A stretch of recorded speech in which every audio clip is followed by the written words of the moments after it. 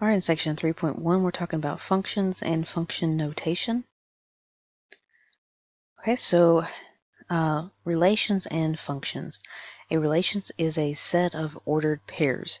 So if you take a whole bunch of ordered pairs and you put them together, that would be a relation.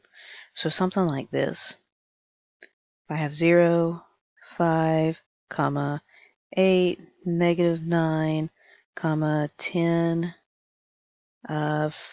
5, 54, say 54. Okay, so each one of these right here would be an ordered pair, but since I'm putting them together, well, now it's called a relation. Now, the set of the first components, so that would be the 0, the 8, and the 10, that's called the domain. And the second functions, that would be, so that would be the 5, the -9, and the 54. Those are called the range. Okay. Know that each value in the domain is also known as, you can call it an input value, call it an independent value, and it's often labeled as lowercase x. Now for the range, you can call that the output value, the dependent variable, and it's usually labeled as a lowercase y. Now a function f, and sometimes you'll see f of x for a function. That's a relation that assigns a single element in the range to each element in the domain. In other words, what's really going on is no x values are repeated. Okay, so seeing if our function or our relation represents a function. Okay, so here's all your inputs over here. And remember, that is your domain. Output, this is your y values. So we've got an x value going to 1y, x value going to 1y, x value going to 1y. Same thing here, an x going to 1y to 1y to 1y. Here, this x goes to 1y, but this x value goes to this y value and this y value. So here we would have an x value repeated twice for two different output values or y values. So if we look at this, determine if the table represents a function. So this first table here, all I'm going to do is look at my x values, and if I have any repeats, well, then I know it's not a function. Well, here I have a 5 here and a 5 here, so this one is not a function.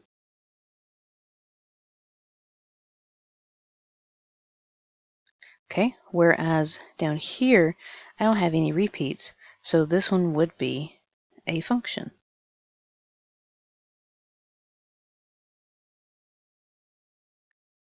Okay, find the input and output values of a function. Okay, when we know an input value and want to determine the corresponding output value for a function, what we say is we're going to evaluate that function for a specific x value. Evaluating will always produce one result because each input value of a function corresponds to only one output value. When we know an output value and want to determine an input value, okay, so really, if we go back and read number 1, when we want to know, or when we know an x value and we want to determine a y value of a function, we say we're evaluating the function. Evaluating always produces one result because each x value of a function corresponds to exactly one y value. When we want to know a y value, or when we know a y value and want to determine an x value, that would produce an output value or a y value. We set the output or the y equal to the function's formula and solve for the x value. Okay, this will make sense here in just a minute. Solving can produce more than one solution because different input values can produce the same output value. Okay, solving can produce more than one solution because different x values can produce the same y values. Now if I went back here and said, okay, well this is not going to be a 4, this is going to be a 3. Well, I have different input values, but the same output values. That's fine, that's still a function. The problem is when you have x repeating.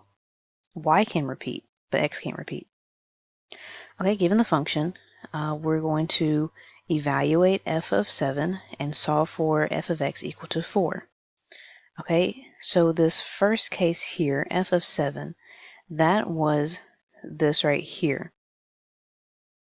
When we want to know an x, or when we know an x value and want to determine the corresponding y value. Okay, they give us the x value because f of x, or you can write, if I can get rid of this, there we go. You can write f of 7. That's really the same thing as f of x. Okay, so we had an x value here. So this is saying that our x value is 7. Okay, so what we're going to do is within this function that they give us, where we see an x value, we're going to replace it with a 7. Okay, so that'll give us 9, which is 3. So we evaluated this function at 7. Okay, so now we're going to take f of x equal to 4. Now that's this problem here, where we know the y value, but we're trying to determine the x value. What we're doing is we're solving this equation. So we're going to take the equation that they give us. We see that f of x is equal to 4, so I'm going to substitute. So 4 is equal to the absolute, or the square root of x plus 2. And I'm going to square both sides. So it'll be 16, so I'll have x plus 2, subtract 2. So that will give me 14. So x equals 14. Okay, given the function f of x equals x squared plus 2x, evaluate f of a. Okay, so f of a, I'm going to look at this function right here, and wherever I see an x, I'm going to replace it with an a. So this is going to be a squared plus 2 times a, and that's it. Okay, given the function f of x is equal to 5 minus x squared, simplify f of x plus h minus f of x over h. Okay, well, first of all, I need to find f of x plus h. So I'm going to take this formula. Wherever I see an x, I'm going to replace it with x plus h. So 5, or minus, x plus h, that whole thing squared. We know what f of x is. They gave that to us as 5 minus x squared. So now I'm going to write what they gave us.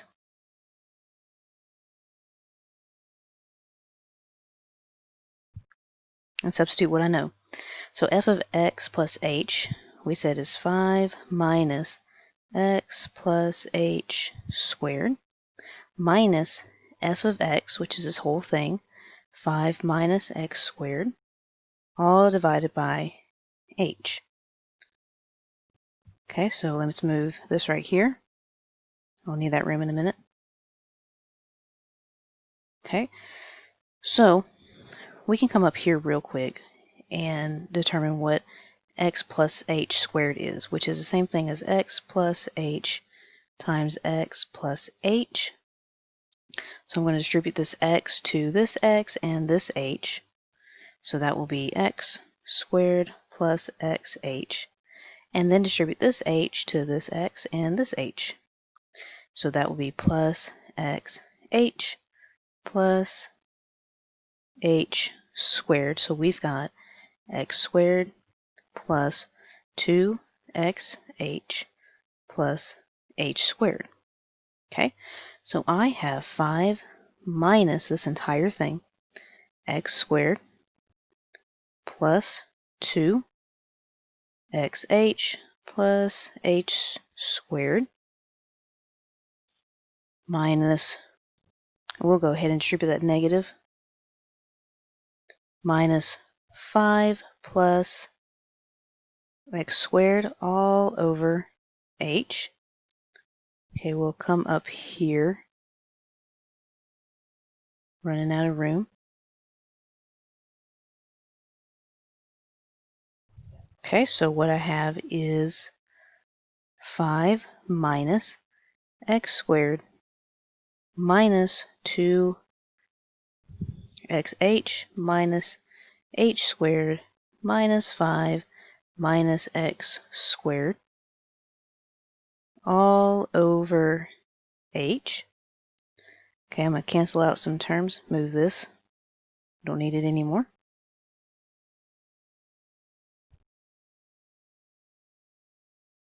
So notice that the 5's cancel and the x squares cancel. And I'm left with negative 2xh minus x or h squared all over h. Well, I can factor out an h from the top.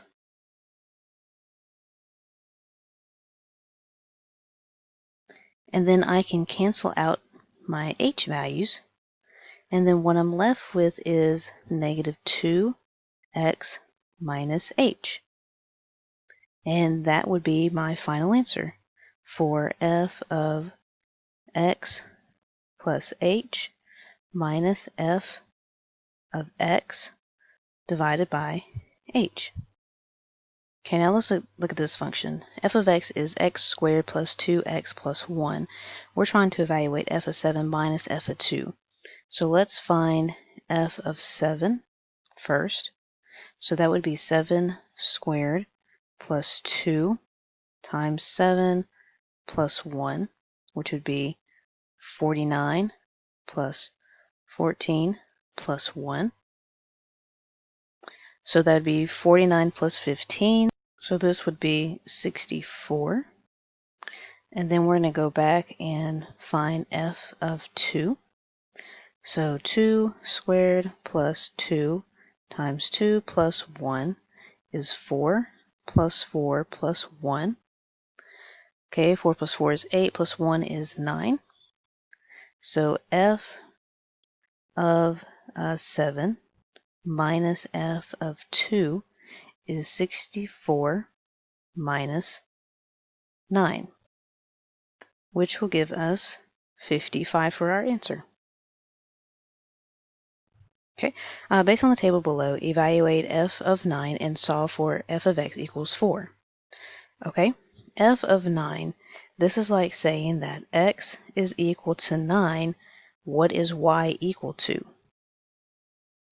Okay, so we're going to go up to our x values here, and we're going to look for 9. I find it here, and then drop down to your y values. So that means that y is 13, negative 13. Okay, so we can say that f of 9 is equal to negative 13. Okay, now f of x equal to 4.